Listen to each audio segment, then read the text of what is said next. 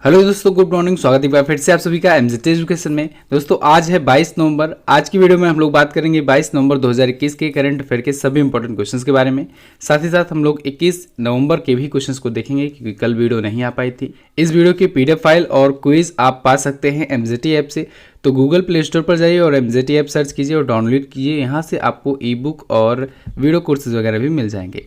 चलिए बात करते हैं लास्ट डे के क्वेश्चंस की। लास्ट डे का हमारा पहला क्वेश्चन था आपसे विश्व दर्शन दिवस कब मनाया जाता है। तो ये नवंबर महीने के तीसरे गुरुवार को मनाया जाता है। पोचमपल्ली इकत को जीआई टैग कब मिला था। तो इसे 2004 में ही दिया गया था। भारत का सबसे बड़ा आईपीओ अभी पेटीएम ने लॉन्च किया है 18,600 करोड़ रुपए का। टोक्यो ओलंपिक 2020 में मेडल टेबल पर शीर्ष पर कौन है। अमेरिका। इन सभी क्वेश्चंस के बारे में कई स्टूडेंट ने डिटेल में आंसर किया था। आप सभी स्टूडेंट ऐसे ही डिटेल के साथ आंसर किया करो। चलिए बात करते हैं आज के दिन के पहले क्वेश्चन की। तो पहला क्वेश्चन है विश्व टेलीविजन दिवस कब मनाया जाता है। तो ये मनाया जाता है प्रत्येक वर्ष 21 नवंबर को। टेलीविजन यानी टीवी। ये दिवस दोस्तों टेलीविजन के महत्व के बारे में बताने के लिए, टेलीविजन की उपयोगिता के बारे में बताने के लिए और इसका जो योगदान रहा है जब से इसका आविष्कार हुआ है तब से आज तक इसका जो भी योगदान रहा है उस सब के बारे में एक प्रकार से अवेयरनेस फैलाने के लिए या एक दिन डिसाइड किया गया है टेलीविजन दिवस। 21 नवंबर को ही क्यों चुना गया? क्योंकि 21 नवंबर को शुरू हुआ था 1996 में संयुक्त राष्ट्र का पहला विश्व टेलीविजन फोरम। तो 21 और 22 नवंबर तक वो आयोजित हुआ था। 1996 में हुआ था वो। तो इसी वजह से 21 नवंबर का दिन चुना गया। अच्छा, जो आप ये इलेक्ट्रॉनिक टीवी देखते हैं, ये विश्व का पहला इलेक्ट्रॉनिक टीवी किसने बनाया था? तो फिलो टेलर फार्नवर्थ ने बनाया था। इन्होंने 1927 में इसे बनाया था। कब बनाया था? 1927 में फिलो टेलर फार्नवर्थ ने। अगला क्वेश्चन देखते हैं। 18 से 23 नवंबर 2021 तक कहां पर वर्ल्ड एक्सपो आयोजित किया गया? तो 18 नवंबर से 23 नवंबर 2021 तक दोस्तों आयोजित किया जा रहा है दुबई में वर्ल्ड एक्सपो। वर्ल्ड एक्सपो ये इंटरनेशनल लेवल पर है, दुबई में आयोजित हो रहा है। दुबई पड़ता है यूएई में। यूएई की एक बड़ी सिटी है। जैसे इंडिया में दोस्तों बड़ी सिटी है मुंबई, लेकिन कैपिटल क्या है? कैपिटल है नई दिल्ली। ऐसे ही यूएई की कैपिटल पूछी जाए तो आप अबू धाबी बताएंगे, लेकिन उसका बड़ा नगर है एक दुबई। ठीक है, बहुत लोग कन्फ्यूजन में दुबई को राजधानी बता देते हैं। दुबई संयुक्त अरब अमीरात की राजधानी नहीं है। ओके, तो वहाँ पर फिलहाल दुबई एक्सपो या कहें वर्ल्ड एक्सपो आयोजित किया जा रहा है। 18 से 23 नवंबर तक ये चलेगा। भारत के लिए क्या खास है? भारत के लिए दोस्तों भारत का एक राज्य है महाराष्ट्र। महाराष्ट्र की कल्चर को यहाँ पर दिखाया जा रहा है। इसमें 6 मराठी फिल्में दिखाई जा रही हैं, 1 मराठी वेब सीरीज और महाराष्ट्र पर एक फिल्म भी दिखाई जा रही है। ठीक है, तो एक प्रकार से हम लोग कह सकते हैं महाराष्ट्र जो है वो फोकस चुना गया है। ठीक है, फोकस स्टेट कह सकते हैं या फोकस एक एरिया कह सकते हैं इंडिया को रिप्रेजेंट करने के लिए। ठीक है, पूरी तरीके से हम लोग फोकस राज्य नहीं कहेंगे क्योंकि ये एक दूसरा इवेंट है, वहाँ के अनुसार चल रहा है। तो यहाँ पर हम लोग कह सकते हैं कि इंडिया को रिप्रेजेंट कर रहा है महाराष्ट्र। बाकी यूएई से मैंने आपको बहुत सारी चीज़ें बताई हुई हैं कि यूएई का गोल्डन वीज़ा पाने वाले पहले भारतीय संजय दत्त बने थे। यूएई में अभी आईपीएल हुआ, यूएई में अभी वर्ल्ड कप हुआ। ठीक है, तो ये सारे इवेंट भी यूएई में अभी आयोजित हुए हैं। इन सबको आपको याद रखना है। अगला, लगातार 5वीं बार भारत का सबसे स्वच्छ शहर कौन बना? तो लगातार 5वीं बार भारत का सबसे स्वच्छ शहर बन गया है इंदौर। इंदौर है मध्य प्रदेश का शहर। ये है टॉप पर, लगातार 5 बार से ये टॉप पर बना हुआ है। अभी हाल ही में हमारे राष्ट्रपति रामनाथ कोविंद जी ने दोस्तों केंद्रीय स्वच्छ सर्वेक्षण जारी किया है। केंद्रीय स्वच्छ सर्वेक्षण 2021। इसके तहत लिस्ट निकाली गई है कि भारत में कौन कौन से राज्य, कौन कौन से शहर कितने ज़्यादा स्वच्छ हैं। तो एक रैंक दी गई है। तो शहरों में अगर बात करें तो इंदौर टॉप पर है, सेकंड पर सूरत है और थर्ड पर है विजयवाड़ा। और राज्यों में बात करें तो छत्तीसगढ़ जो है ये देश का सबसे स्वच्छ राज्य चुना गया है। तो 2 चीज़ें आपको ध्यान रखनी है। एक तो ये केंद्रीय स्वच्छ सर्वेक्षण जारी कौन किया? तो इसको राष्ट्रपति रामनाथ कोविंद जी ने जारी किया या कहें कि उद्घाटन किया है, जबकि ये तैयार की गई है केंद्रीय मंत्रालय के द्वारा। ठीक है, इंदौर, सूरत और विजयवाड़ा, ये 3 आप शहर याद रखेंगे। 20 नवंबर को अभी हाल ही में ये लॉन्च किया गया। इंदौर लगातार 5वीं बार सबसे स्वच्छ शहर जारी किया गया है, घोषित किया गया है। अगला क्वेश्चन, हाल ही में किसने तमिलनाडु राज्य बाल नीति 2021 लॉन्च किया? तो अभी हाल ही में तमिलनाडु के जो मुख्यमंत्री हैं, सीएम हैं MK स्टालिन, इन्होंने तमिलनाडु राज्य बाल नीति 2021 लॉन्च किया है। ये तमिलनाडु राज्य में वहाँ की चिल्ड्रंस के लिए लॉन्च किया गया है। नाम से ही पता चलता है कि ये बच्चों के लिए नीति है, नई पॉलिसी है। इस पॉलिसी के तहत दोस्तों बच्चों की विभिन्न अवस्थाओं में यानी कि अलग अलग स्टेजेस में उनका कैसे डेवलपमेंट करना है, उनके पोषण को कैसे ध्यान रखना है, शिक्षा को कैसे ग्रो करना है, एजुकेशन में कैसे, स्वास्थ्य में, इन सब चीज़ों में ग्रोथ लाने के लिए बच्चों के लिए खास करके ये नई पॉलिसी जारी की गई है। इसके तहत एक डीएनए प्रोफाइलिंग टूल भी लॉन्च किया गया है, सर्च टूल। इसके तहत क्या होगा, जो अनाथ बच्चे होते हैं, जिनके माता पिता नहीं होते हैं, पता नहीं रहता है कि इनके माता पिता कौन हैं, तो ऐसे बच्चों की डीएनए टेस्टिंग के माध्यम से पता लगाया जा सकेगा कि इनके माँ बाप कौन हैं, माता पिता का पता लगाया जा सकेगा। तो इन सब कामों के लिए लॉन्च किया है तमिलनाडु के मुख्यमंत्री एम.के. स्टालिन ने तमिलनाडु राज्य बाल नीति 2021। अच्छा, अगर आपसे पूछा जाए कि जनसंख्या नीति लागू करने वाला पहला राज्य कौन है, या कहें कि अभी हाल फिलहाल में नई जनसंख्या नीति किसने जारी किया, तो आप बताएंगे उत्तर प्रदेश ने। उसके तहत दोस्तों नई जनसंख्या नीति के तहत उत्तर प्रदेश ने ये घोषित किया था कि अगर किसी भी माँ बाप के 2 से अधिक बच्चे होंगे तो फिर गवर्नमेंट नौकरियाँ या फिर गवर्नमेंट की जो स्कीम होंगी, मूलभूत जो सुविधाएं होंगी वो नहीं दी जाएंगी। ठीक है, तो ये new population policy Uttar Pradesh ने जारी किया था। अच्छा, एक नई शिक्षा नीति भी आई थी, न्यू एजुकेशन पॉलिसी, वो 34 वर्षों के बाद आई थी। तीसरी शिक्षा नीति है ये भारत की। ठीक है, ये 1986 के बाद से अभी लॉन्च हुई थी। तो ये केंद्र सरकार ने लॉन्च किया है पूरे भारत में। ठीक है, नई शिक्षा नीति 2020, तो ये भी आप याद रखेंगे। अब आया है तमिलनाडु, तो मैप में देख लीजिए तमिलनाडु है कहाँ पर, इंडिया के मैप में यहाँ पर साउथ में है तमिलनाडु। थोड़ा सा जूम इन करते हैं, ये रहा तमिलनाडु। तमिलनाडु दोस्तों अपना बॉर्डर देखिए किससे किससे शेयर करता है, आंध्र प्रदेश से, कर्नाटका से और केरला से अपना बॉर्डर शेयर करता है ये। इसकी राजधानी है Chennai. MK. Stalin DMK party से यहाँ के सीएम हैं। डीएमके पार्टी याद रखना है, ये पूछा गया था एग्जाम में। गवर्नर हैं आर.एन. रवि, यहाँ के पहले गवर्नर अभी इससे पहले कौन थे, बनवारी लाल पुरोहित जी थे, उनको भेज दिया गया है पंजाब, तो अभी वो पंजाब में है गवर्नर। आर.एन. रवि को यहाँ पर भेजा गया है। मुख्य न्यायाधीश एम. दुर्राय स्वामी जी हैं। पुलिकट, कालीवली, सिंगालूर ये झीलें हैं। यहाँ पर दोस्तों अन्नामलाई टाइगर रिजर्व है, मुदुमलाई नेशनल पार्क भी है, गुइंडी नेशनल पार्क भी है। ठीक है, और भरतनाट्यम, करगोट्टम और ओलियट्टम ये यहाँ की लोक नृत्य हैं। इंपॉर्टेंट है, याद रखिएगा। भरतनाट्यम तो सबसे ज़्यादा बार पूछा गया है। अगला क्वेश्चन देखते हैं। राष्ट्रपति रामनाथ कोविंद ने कहाँ पर आदर्श गांव सुई का उद्घाटन किया, तो अभी हाल ही में हमारे प्रेसिडेंट रामनाथ कोविंद जी ने दोस्तों भिवानी हरियाणा में सुई नाम के एक आदर्श गांव का उद्घाटन किया है, भिवानी हरियाणा में। तो राष्ट्रपति रामनाथ कोविंद जी जो कि भारत के प्रथम नागरिक कह सकते हैं हम लोग, और इनकी वाइफ जो हैं सविता कोविंद जो कि प्रथम महिला कह सकते हैं हम लोग, फर्स्ट लेडी जिसे कहते हैं। ठीक है, राष्ट्रपति और राष्ट्रपति की वाइफ को, तो इन दोनों ने वहाँ पर एक आदर्श गांव की एक उद्घाटन किया है, एक प्रकार से कहें। ये जो आदर्श गांव है दोस्तों, इसको आदर्श गांव बनाने के लिए 25 करोड़ रुपए खर्च किए जा रहे हैं।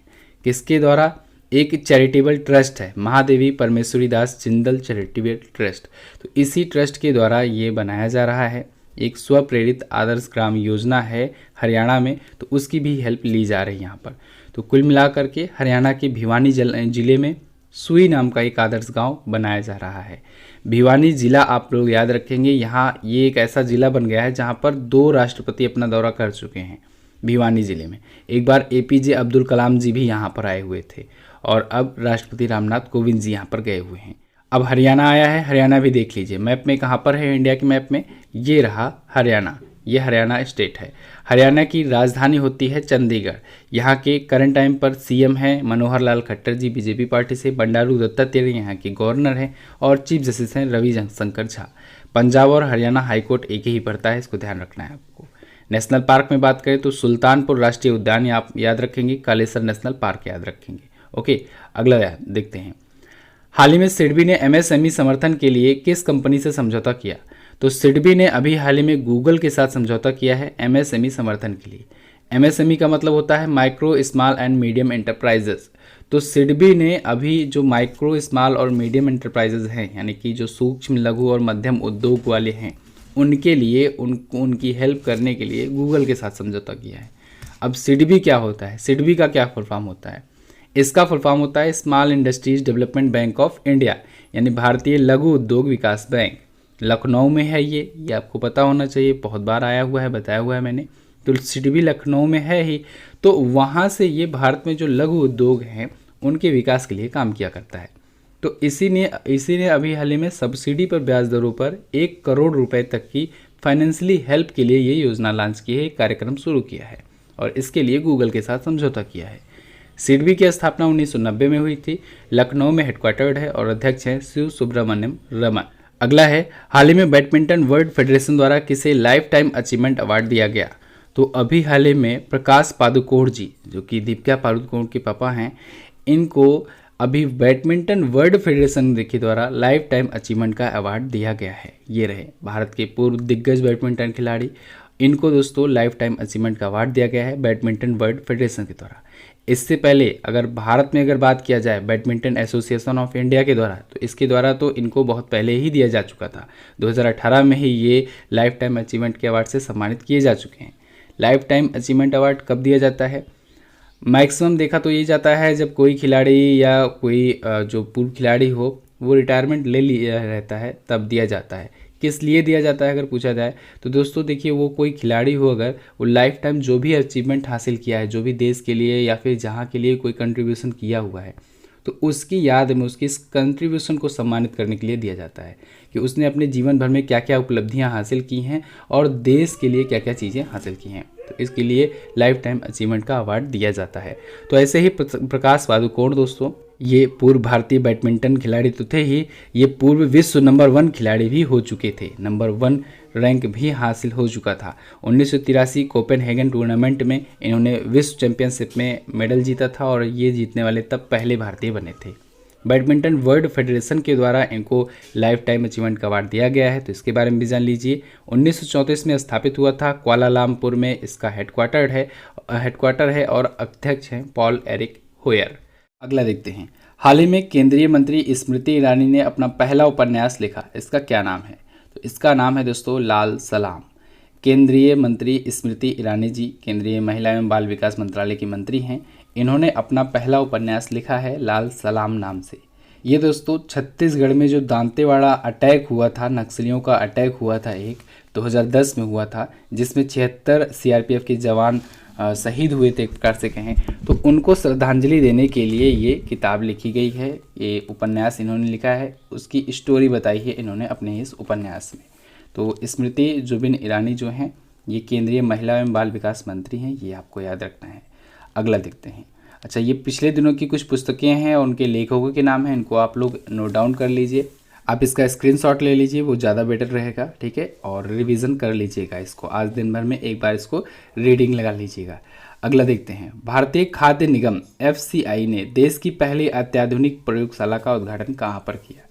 तो अभी हाल ही में FCI ने, फूड कॉरपोरेशन ऑफ इंडिया ने भारत की पहली अत्याधुनिक प्रयोगशाला का गुरुग्राम में उद्घाटन किया है, या कहें गुरुग्राम में ये बनाया गया है। गुरुग्राम पड़ता है हरियाणा में।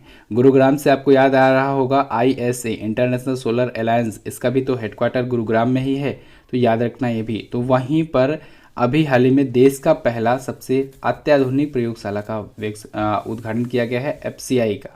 ये फोकस्ड होगा फूड एंड एग्रीकल्चर पर। तो FCI के द्वारा और खाद्य एवं सार्वजनिक वितरण विभाग FCI का ही एक है, समझिए DFPD यानी department of food and public distribution, इसके तहत इसे विकसित किया गया है। उद्घाटन किया है अश्विनी कुमार चौबे जी ने, जो कि राज्य मंत्री हैं खाद्य एवं सार्वजनिक वितरण विभाग के।